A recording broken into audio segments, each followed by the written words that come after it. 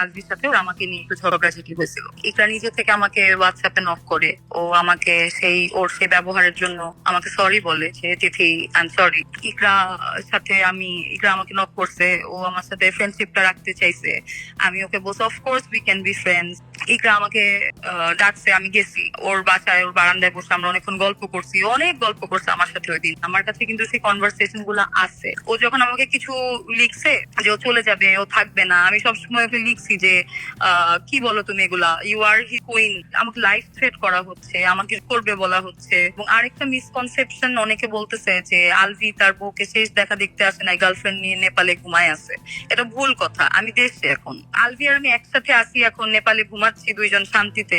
এটা খুবই অ্যাবসার্ড কথা, এটা ভুল কথা। ফেব্রুয়ারিতে যে নেপালের শুটিং, এটা তো ইকরা হঠাৎ করে জানে নাই। ইকরা তো এটা অনেক আগে থেকেই জানে। ইভেন ইকরার সাথে আমার এগুলা নিয়ে কথাও হয়েছে।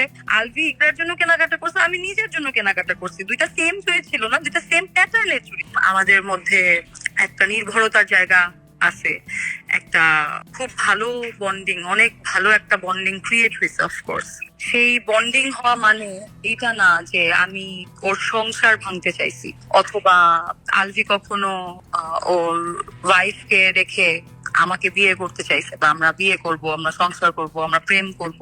এই ধরনের কোনো ফিউচার প্ল্যানিং আমাদের আসলে কোনো দিনও আমাদের মধ্যে এই ধরনের ফিউচার প্ল্যানিং ছিল না। যদি বলা হয় যে সেলিব্রেট করা হয়েছে এই কারণে ইকরা মরে গেছে, আমার বার্থডে সেলিব্রেট করতে গিয়ে ইকরা মরে গেছে, ভাই এইটা আমি কিভাবে টলারেট করবো? এটা আমি কিভাবে মানবো? এটা তো আমার জন্য কষ্টদায়ক না? আমার বার্থডে যে শুটিং এর মধ্যে পড়তেছে এটা ইকরা আগে থেকেই জানে। তাহলে তো ইকরা নেপালে আসার আগে থেকেই আলভির সাথে ঝামেলা করতো, ঝগড়া করতো, তুমি যাইতে পারবা না, তুমি যাবা না। এই জিনিসগুলো হইতো না ভাই, এরকম কিছু তো তখন হয় নাই। এখন ওদের মধ্যে হয়তো আর্গুমেন্ট হয়েছে কিনা পরবর্তীতে নেপালে যাওয়ার পর, বা অন্য কোনো বিষয় বা কি বিষয়, সেটা তো ওদের ব্যক্তিগত ব্যাপার, সেটা তো আমি জানি না। আমার কষ্টটা হচ্ছে যে আমি চুপ ছিলাম। আমি ভাবছি যে আচ্ছা, রিজিক তো একটা বাচ্চা, যারই বাচ্চা হোক, ও তো একটা বাচ্চা মানুষ। তো সোশ্যাল মিডিয়াতে যদি রিজিকের ছবিও আপলোড হয়, মানুষ হয়তো সিম্প্যাথি দেখাচ্ছে, কিন্তু এই সিম্প্যাথিটা তো ওর জন্য হার্মফুল হবে যখন ও বড় হবে। তো এইসব চিন্তা করে আমিও অনেক কিছু বলি নাই, অনেক কথাই আমি শুরুতে বলতে চাই নাই, বা আমাকে যেভাবে থ্রেট করা হচ্ছিল, বা যেভাবে আমাকে ফাঁসানোর চেষ্টা করা হচ্ছে, বা আমাকে ক্রিমিনাল প্রেজেন্ট করা হচ্ছে, এটা তো ভাই ভুল কথা। একটা মানুষকে আত্মহত্যার জন্য প্রভোগ কেন করব?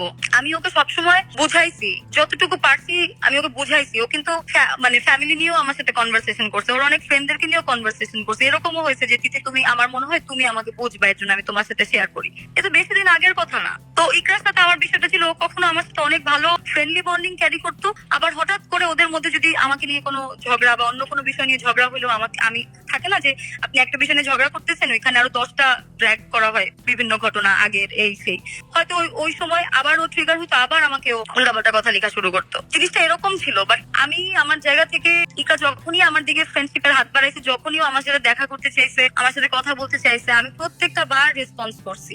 আর আমি কোনোদিনও আলভিকে বলি নাই যে আলভি তুমি ইকরারে ছেড়ে দাও, আমি তোমাকে বিয়ে করতে চাই। নেভার নেভার নেভার, কোনোদিনও আমি এই কথা বলি নাই। ইকরার দিক থেকে যেটা ছিল সেটা হচ্ছে যে ইকরার কিন্তু সন্দেহ করতো অনেক, হ্যাঁ। এবং নট অনলি মি, আমার শুধু যে আমার ক্ষেত্রে সেটা না, আমার ক্ষেত্রে সন্দেহটা কখন ক্রিয়েট হয়েছে, যখন আমার সাথে ননস্টপ একটা না এত বছর ধরে কাজ হচ্ছে, বা ইকরা দেখতেছে যে আজকে আমাদের মধ্যে একটা ফ্রেন্ডশিপ আছে, বা ইকরার থেকে ওই ফ্রেন্ডশিপটা আড়াল ছিল না, কিন্তু আড়াল ছিল না। এটা দেখা যায় বিভিন্ন জায়গায়। ইকরার আমাকে একসাথেও অনেকে অনেক জায়গায় দেখছে। ইকরা যে সন্দেহটা করতো অনেক আগে থেকেই, অন্য কোনো আর্টিস্টের সাথে কাজ হইলেও ইকরা ওই আর্টিস্টকে নক করতো, কথা বলতো, জানার চেষ্টা করতো, বোঝার চেষ্টা করতো, এই বিষয়গুলো ওর মধ্যে ছিল। এবং যখন আমার সাথে আলভির প্রথম দিকে কাজ হয়, তখনও ইকরা আমার ব্যাপারে অনেক জায়গায় খোঁজ নিছে, বা আমার সাথেও নিজে নিজেই নক করছে, কথা বলছে। হ্যাঁ, আমিও কথা বলছি। একটা পর্যায়ে এরকমও হয়েছে কিছুদিন পর যে ইকরা একটু সিন ক্রিয়েট করছিল আমার সাথে, কারণ আলভির সাথে ওর আমাকে নিয়ে একটু ঝগড়াঝাটি হয়েছিল। তো ওই সিন ক্রিয়েটের পরে আমিও ইকরাকে ওই সময় ব্লক করে দিছিলাম। হ্যাঁ, যে ভাই তোমরা, ইভেন আমি আলভিকে বলছিলাম যে ভাই তোমাদের ব্যাপার, তোমরা আমাকে কেন এটার মধ্যে ট্র্যাক করতেছো, এরকম বিষয় ছিল।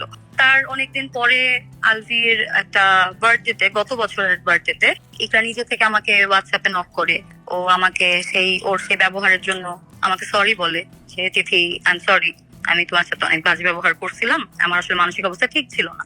তো আমিও কিন্তু তখন ওকে যে না, ইটস ওকে, সমস্যা নাই। দেন ও বলতেছিল যে আলভির বার্থডে সামনে সারপ্রাইজ দিব, তো তোমরা সবাই আমাকে হেল্প করবা, আর যারা যারা আছে সবাই মিলে হেল্প করবা। তো আমিও কিন্তু তখন বলছি আচ্ছা ওকে। এখন আমি কিন্তু চাইলে জিনিসটা তখন ইগনোর করতে পারতাম, যদি আমার এতই প্রবলেম থাকতো ইকরাকে নিয়ে আমি কিন্তু সেটা ইগনোর করতাম, আমি যে কোনো কিছুই বলতে পারতাম ইগনোর করার জন্য, যে আমার শুটিং আছে, আমার ফ্যামিলি ফাংশন আছে, সরি ইকরা আমি পারতেছি না আসতে, বা আমি থাকতে পারতেছি না, অনেক কিছুই করতে পারতাম। বাট আমি কিন্তু ইকরা যখন আমাকে নক করছে, আমি কিন্তু ওর সাথে কথা বলছি, আমি বার্থডেতে প্রেজেন্ট ছিলাম, সেটার ভিডিও ছবি অনেকেই দেখছে। হ্যাঁ, ভালোই কথাবার্তা হচ্ছে। এখন আমার কথা হচ্ছে যে একটা মানুষকে নিয়ে তুমি যদি এত সন্দেহ করো, সেই মানুষটার সাথে যদি তুমি আবার ফ্রেন্ডশিপও রাখো, ভালোভাবে মিশো, কথা বলো। ইকরা আমাকে এই যে জাস্ট কয়েক মাস আগে হবে, ওই যে ওরা যে মালয়েশিয়ায় গেল, তার আগে দিয়ে ইকরা আমাকে নক করছে, ও আমার সাথে ফ্রেন্ডশিপটা রাখতে চাইছে। আমি ওকে বলছি of course we can be friends, এবং এরপরে আমরা একসাথে বসছি, আমরা একসাথে কফি খাইছি, আমরা একসাথে কয়েক ঘন্টা আমরা গল্প করছি। আমাকে নিয়ে, আমাকে ঘিরে যদি এত প্রবলেম থেকে থাকে, তাহলে তো আমার সাথে এত গুড বন্ডিং, ভালো বন্ডিং, ফ্রেন্ডশিপ এগুলো থাকারই কথা না। ও কিন্তু আমাকে, ও যে ফ্রাস্ট্রেটেড, ও কিন্তু আমার সাথে এগুলাও প্রায় সময় মেসেঞ্জারে কনভারসেশনে আমার সাথে শেয়ার করছে, এবং আমি কখনোই ওকে ডিভোর্স নেওয়ার জন্য অথবা অন্য কোনো বিষয়ে প্রভোক করে আমি কিন্তু ওকে কখনো কিছু লিখি নাই। আমার কাছে কিন্তু সেই কনভারসেশন গুলো আছে। ও যখন আমাকে কিছু লিখছে যে ও চলে যাবে, ও থাকবে না, আমি সবসময় ওকে লিখছি যে কি বলো তুমি এগুলা, ইউ আর হিজ কুইন, তো ইউ আর দ্য কুইন, এরকম ভাবে আমি ওকে সবসময় আমি ওকে লিখছি। তো আমার দিক থেকে আমি ওকে প্রভোক আমি কখনোই করি নাই, এটা এটা হইতে পারে না, এটা ভুল কথা। হ্যাঁ, কেউ বলতেছে আমি আরেক সংসার ভেঙে আমি আমার আগের বিয়ের কথা তুলে আনতেছে, তো এই জিনিসগুলো তো আসলে এগুলা কথার মধ্যে তো পুরোপুরি সত্যতা নাই। তাহলে এই ধরনের কথা বলার এখন মানে কি? হ্যাঁ, অফকোর্স আই ওয়াজ ম্যারিড, আমি বিয়ে করছিলাম, আমার ডিভোর্স হয়েছে। এখন যেমন ইকরা এই দুনিয়াতে নাই, এই কারণে অনেকে বলতেছে না যে মরে যাওয়ার চেয়ে ডিভোর্সি ট্যাগ নিয়ে বেঁচে থাকা ভালো। তাহলে আমার ডিভোর্সি হওয়াটাতে এত ইস্যু কেন? এবং নট অনলি দ্যাট, আমার ফ্যামিলিকে ড্র্যাগ করা হচ্ছে যে আমার আব্বু আম্মুর ডিভোর্স হয়ে গেছে, তারা একসাথে থাকে না। তো এই পুরো টপিক আমার আব্বু আম্মুই বা আসে কোথা থেকে? তো আড়ালে থাকার কারণ হচ্ছে আমি আসলে, আমাকে এত পরিমাণ হ্যারেস করা হচ্ছে আমার সোশ্যাল মিডিয়াতে, আমার ফেসবুকে, আমার মেসেঞ্জারে, আমার ইনস্টাগ্রামে। হ্যাঁ, আমি রাস্তায় বের হইলে আমার মারবে বলতেছে। তো যখন একটা মেয়ে এই ধরনের লাইফ থ্রেট পায়, ওই মেয়েটা তো আসলে ওপেনলি আর তখন চলতে পারবে না। তো এই কারণে আমাকে একটু চুপ থাকতে হয়েছে, আমাকে একটু আড়ালে থাকতে হয়েছে। এবং আরেকটা মিসকনসেপশন, অনেকে বলতেছে যে আলভি তার বউকে শেষ দেখা দেখতে আসে নাই, গার্লফ্রেন্ড নিয়ে নেপালে ঘুমায় আছে। এটা ভুল কথা। আমি দেশে, এখন আমি পুরো টিমের সাথেই বাংলাদেশে চলে আসছি।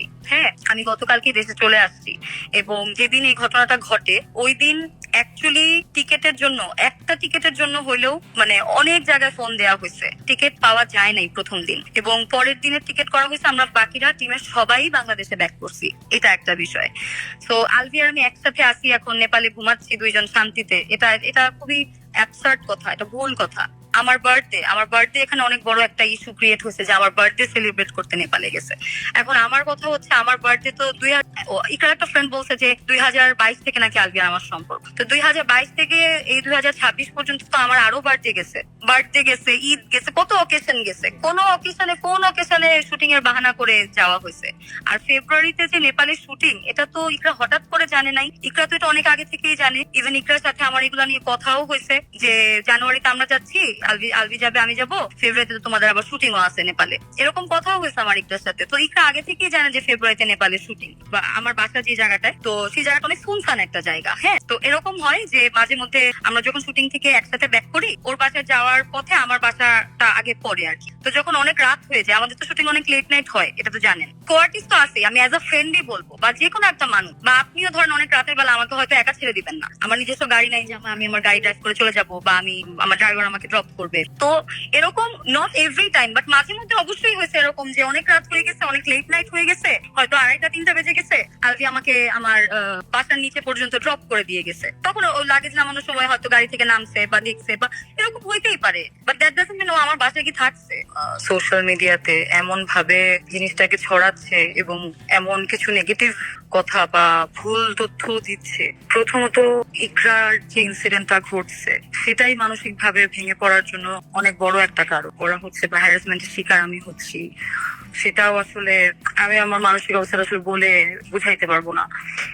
আলভি আর আমাকে ঘিরে যে কথাটা, সেটা আমি আগে বলি। সেটা হচ্ছে যে যে কোনো একটা মানুষের সাথে আমি তার সাথে খুব লং টাইম ধরে কাজ করতেছি। হ্যাঁ, ইন্ডাস্ট্রিতে আসলে আমি আগেও বলছি যে আমার বন্ধু বলতে আলভি আমার সবচেয়ে ভালো বন্ধু। আমি কিন্তু এর আগেও অনেক ইন্টারভিউতে এই কথাটা বলছি।